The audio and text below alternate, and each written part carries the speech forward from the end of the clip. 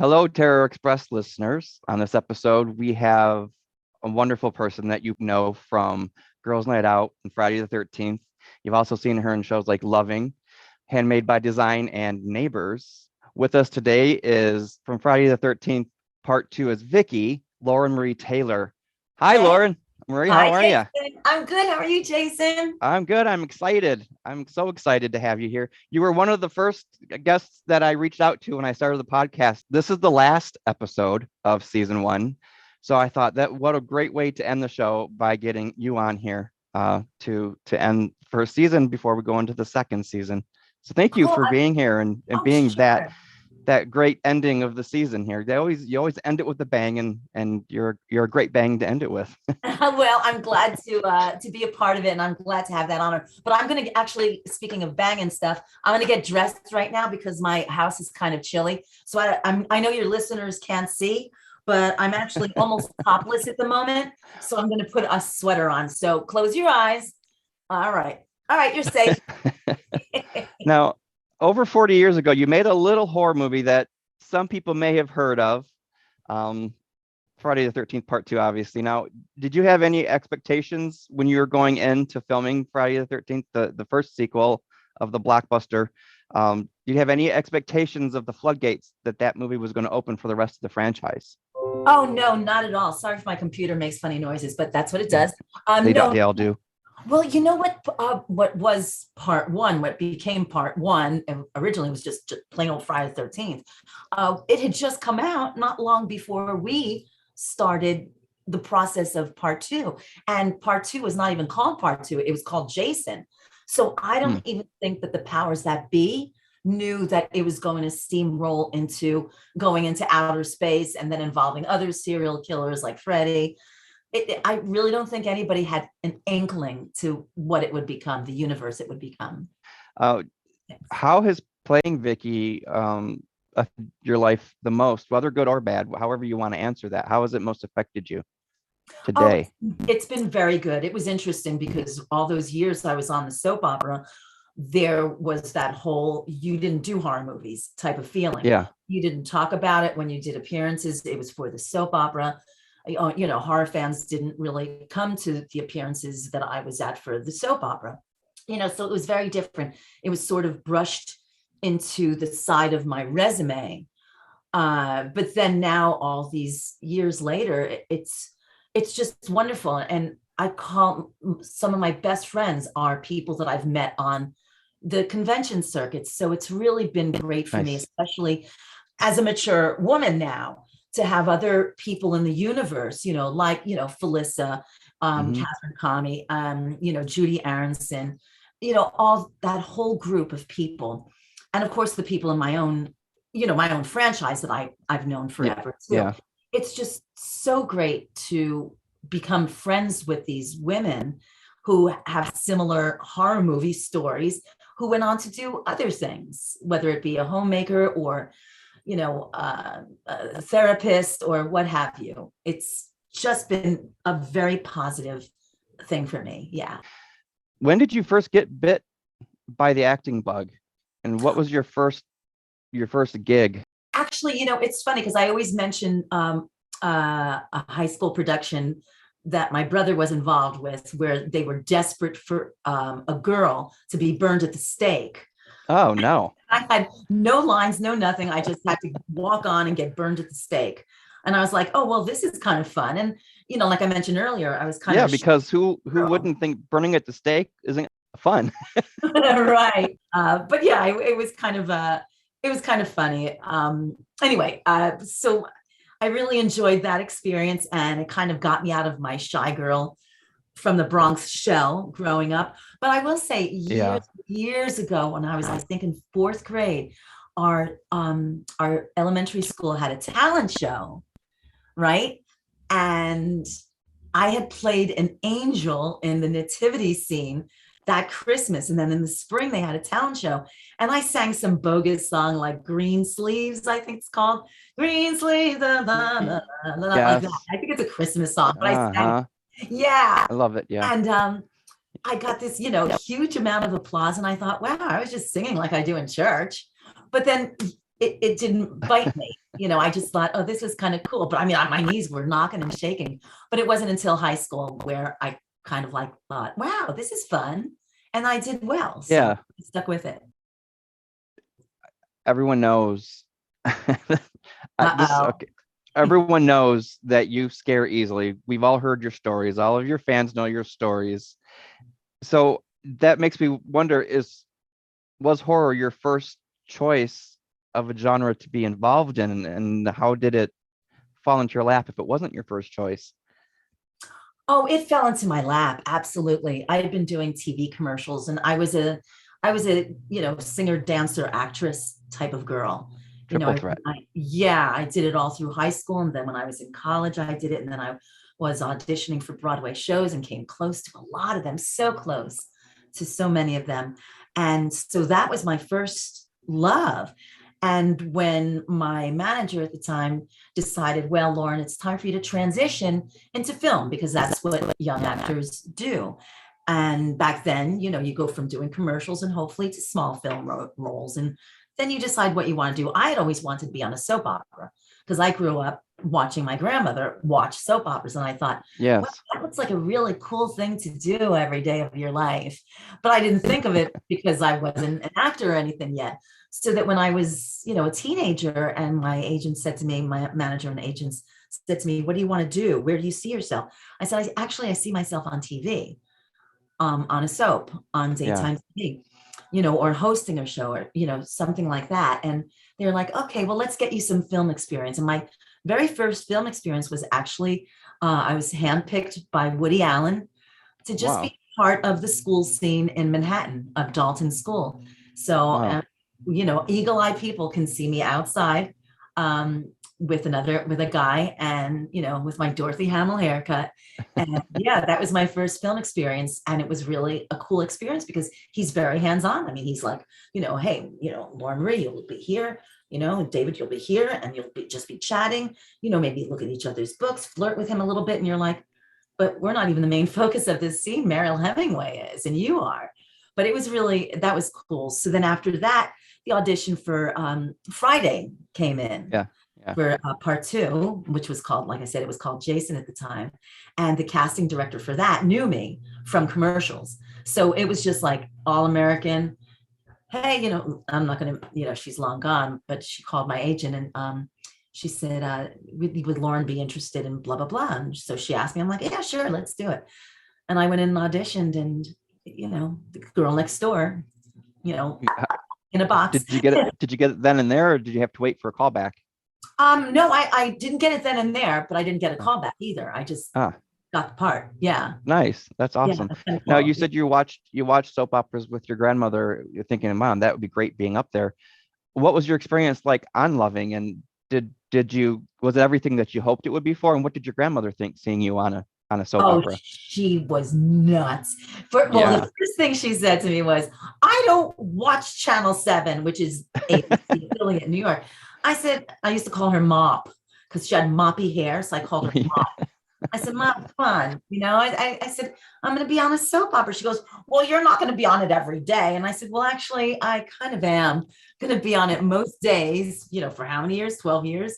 Yeah. So she finally started watching it, but she was big into another one called Another World. I don't know. I think Russell Todd was on that one, or maybe he was on Guiding Light. But anyway, it was pretty funny. And she did wind up watching it and enjoying it, but it was everything I expected and then some. Good. Yeah. Good. Thanks. Yeah. I always got, my mother was huge into All My Children in General Hospital. So I was a soap opera kid growing up too. I watched it every day. I had a crush on Jenny and the whole triangle with Yes. Tad and Greg. I don't know if you're familiar with those Yeah, characters, but I know. I auditioned for the part of Jenny. you did. That's Yeah. fantastic. That's amazing. And and I think the reason I had a crush on her was because of you. I think you're the reason why I like brunettes on anybody. Now as I'm getting older, I like silver hair, but brunettes has always been my go-to. Well, you know what? It was funny because I had auditioned for another role on All My Children and I got a call back for it. And they said, you know what? Her New York accent is too thick. So then when the part of Jenny came, they said, well, what did they say? I went in and I had lost my New York accent. Okay. It's come back a lot, obviously, but I lost my New York accent. I sounded more like I was from middle America, or from Ohio. They always said, "Are you from Ohio? Are you from Ohio?" I'm like, "No, I'm from New York." So I went in and they called my agent and they said, "You know what? Lauren is just not New York enough." And my agent actually said, "But at the last one, you said that she was too New York." But what they wanted is they actually said this, that they wanted somebody prettier. So I was Oh like, no. okay, I'll take that. And then Loving came along and I was like, this one I'm going to get. And I got it. Yeah. And we That's improvised the scene a little bit. And I think that's why I got the role, because yeah. we stayed on book in terms of the script, because it's a soap opera. The writers want you to say what they write. But Right. the other actor who got his role also, he grabbed me and pulled me in for a kiss, which he wasn't supposed to do. And then I hauled off and slapped him. And we had worked this out beforehand because we knew each other. We had done a Yeah. commercial, so we knew each other, very comfortable with each other. They loved it so much that the next day, our agents got the call and said, "You got the part." Do you think, in terms of, I'm going to add Loving to this now, when you watch, I don't know if you go back and revisit the projects that you've been a part of, but like Friday the 13th, Girls Night Out, Loving, when you watch today, do you think they've held up pretty well over all these years? Well, of course, Friday does, because I think a lot of the horror movies are starting to try to go old school again, Yeah. with, Yes. 80s just, vintage. yeah, vintage type Yes. of thing. We saw American Horror Story do it. We saw the other series do it. So, I think that's held up well. Early soap opera, early 80s, I don't think it has. You know, a lot of the storylines wouldn't be accepted today, things like that. And also the clothes in Yeah. the early 80s were just horrible. So that's why that wouldn't hold up. But I look A at lot of later mohawks. scenes. Yeah, right. Yeah. I Yeah. do look at later scenes and I think, okay, that, the second half of that time on the soap opera, late 80s, early 90s, that works. Girls Night Out, I watched it because I was putting my website together. And I had to watch it because a friend of mine helped me put it together, and we were looking for clips from Girls Night Out, and I was like, "Oh my God, it's so campy." I loved it when I first saw it years Yeah. ago. I hated it, but now that I'm kind of enjoying, you know, things like that, I'm like, this needs to be on Shudder. It's so funny. I bought it actually on Amazon. Amazon Prime has Girls Night Out. They do. Yeah. Yes. Oh, Yes. cool. And I Yeah. watched it. I had never heard of it until about maybe a year ago. And I'm like, oh wow, this is an 80s horror film I've never heard of. How is that possible?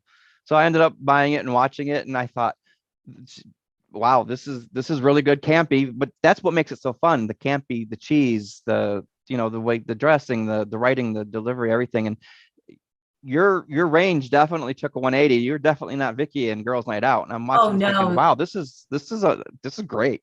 This was Yeah. fun. It was fun. Yeah, I forgot. It's funny because they sent me the re-release of the DVD, and they actually used my picture with the bear Yes. as the cover, which is kind of fun. And because of this, people are like, "Oh, I did a podcast where they wanted my husband on because I married the dorky guy in this who played Bostwick, Yeah. the guy with Nice. the Yeah. cherry lip I balm thought, who dances and bumps into people with the dorky guy." I married him, and they're like, "Wait a minute, what?" They're like, "Can he be on the podcast too?" And I'm like, "Sure." I mean, he's watching football right now, but I can maybe get him away from that. uh, now, other than acting and singing and dancing and doing all your triple threat stuff and all these hats you've had on, is there anything that you haven't done yet that you would like to do? Not jump out of an airplane, that's for sure. No, I'm going to not jump out of the airplane with you. No, Well, I don't know if you know this, but I was a teacher, a first grade teacher for about 10 years. So I did that would that. be a great grade to teach. Yeah, Challenging. it was in East Harlem, so it was definitely challenging. East Harlem of Oh, Manhattan. And then wow. we got us opened up a sister's school that I was a part of in the Bronx as part of the senior team of teachers. But in terms of doing something that I haven't done before in life in general, Yeah, career wise, just something that you could say you've done, like not jump out of an airplane. or mountain climbing, or bungee jumping, or I would love to sing in front of a bunch of people in Madison Square Garden. I don't know what I would sing, but I would love to do like some Pretenders. Yeah. give me let me put you in the ditch light a little bit here. Give me a bar or a run of something. Do a little acapella. Put you on the Okay, spot. so for those of you who remember commercials, I used to do the jingles. I had a contract to do the jingles for all the Burger King commercials for 3 years. And it was the who's got the best darn burger in the whole wide world. It was that one. So that, Nice. Oh, that's excellent. I yeah, love yeah. it. But yeah, so I don't really have that singing muscle anymore because it's like any muscle. If you don't use it, you kind of lose it. And Yeah. I used to have a really nice range. I did some operettas years ago when I was younger. See, I would have enjoyed those. Oh yeah, like I would have enjoyed that. Mikado, yeah, HMS. Yeah. Before. So, but that was years ago. And then my range got shorter and shorter. And then I just started singing in the church choir, and that was about it. Because you can kind of hide. If you can't hit the notes, you're like, I'll let the high soprano hit that note. I'm guessing you probably have I would assume you probably still have within that comfortable range that you would perform in today. Smoky, maybe? Were you kind of the smoky, raspy kind of? Yeah, as long as Yeah. there's a shower head over me that's running, I can do it. I won't even do it under shower head. Stop signs. No, not. I would tell myself to shut up. I have no range, zero range at all. Well, I sound like Steven Tyler now, so that I really go for in the car. Dream on, dream on. Ooh, nice. That sounded really good. Thank you. Yeah. I'm not going to do it back for you because I can't imagine self-torture being enjoyable. So, or to torture you. Or my dog's barking at you when they hear you howling over there. Far from howling, I'm sure. Do you have anything coming up? Any appearances coming up or projects that you'd like to promote? You still acting? Right now, I know you are actually. Yeah, I do have something coming up. There was a working title. I will say it is a horror movie. And I will say I'm not a victim. I'm a mysterious woman that comes in. I've got, I had a 3-page monologue that I had to give. Wonderful. And while driving a huge old truck, like nice. a 4x4 type of thing, like I think one of the original Toyota Tacomas. And I had an original 4Runner years ago, but this one was not a stick shift. Mine was a stick shift. So I have dialogue with a lot of dialogue with with one of the actors in it. So that's supposed to be coming out in the spring, but I signed a non-disclosure, so I have to keep mum about it until I understand those. But that was great. I filmed that up in Canada in a place called Sault Ste. Marie, which is the opposite side of where you are. Yes. Of that northern Michigan area. So that was kind of cool. And in terms of cons coming up, the schedule for me for 2023 hasn't come up yet. So if I do any, it'll probably be more late spring and into September. So I'm hoping to get out. I'm hoping to get out west a little bit and hopefully down south a little bit more because I stayed in the Northeast. We'll begin our express round now. I'll ask you a few questions and you just answer off the top of your head. Okay. Now, the tagline for the movie Poltergeist is, "It knows what scares you." If the other side knew what scares you the most, what would they use against you? Ooh. As much as I see them when I'm hiking, I'm with Harrison Ford in Raiders of the Lost Ark. I do not like snakes. Mm-mm. I take pictures of them. I jump over them. I see them. I take videos of them from afar, but deep down inside, I really do not like coming face to face with the snake. Nope. When is the first time in your life that you recall being afraid of something? Oh, early on. I grew up across the street from a cemetery. And I saw, I guess it was a ghost, but I had insomnia when I was a kid. I don't know why. I just did. I just couldn't sleep. And I remember hearing something somewhere in my brain in the hallway outside of the room that my brother and I shared. And the bathroom was right next to our room. And I turned and looked. And when I looked, I saw this woman in this long white really old school nightgown with a nightcap, holding a baby in her arms. And she looked at me, and then she Mm. just went into the bathroom, and I just pulled the covers up over my head. There was, oh God, there was that. That's one. And I think the same year, my mother and her boyfriend took us camping in a camper. And here's where the snake thing comes in. He yelled out, "There's a snake out there where you're walking." And I ran so fast, I crashed into a tree and smacked my head against the tree. Staying within your childhood here, do you have any childhood nightmares that you still remember? Something that you've kept in your mind your entire life? I mean, I guess I had a dream when I was younger that a friend of mine was outside and somebody came and chopped off her head, like with a machete. But that was a very quick dream. But most of my nightmares happened when I was awake and when I saw ghosts, because I've seen them. And twice I was woken up. The one with the bathroom, and then one upstate when my grandmother's sister died, and I saw her. And then my grandmother saw her because she yelled out, "Gladys, what are you doing here? You're dead." And I was like, okay, I'm not crazy. I did see Gladys. Okay. So those are the kind of nightmares I have, like things that wake me up that are real. Yeah. Do you still see them now? I know a lot of times when you're younger, you see them, but as you grow older, a lot of people lose that ability. Do you still see them, whether it's intentional or not? I had a nightmare recently. I have a family member that is extremely, extremely ill. I mean, extremely ill. And I'm in charge of taking care of her. And I'm sorry to hear that. I have a lot of very active dreams right now because of looking at this every day. And at the same time, my dog barked, and our border collie does not bark at anything. In the middle of the night, I woke up to a guttural voice saying, "She's dead." Bam, the border barked. And I woke up and I just went, fuck.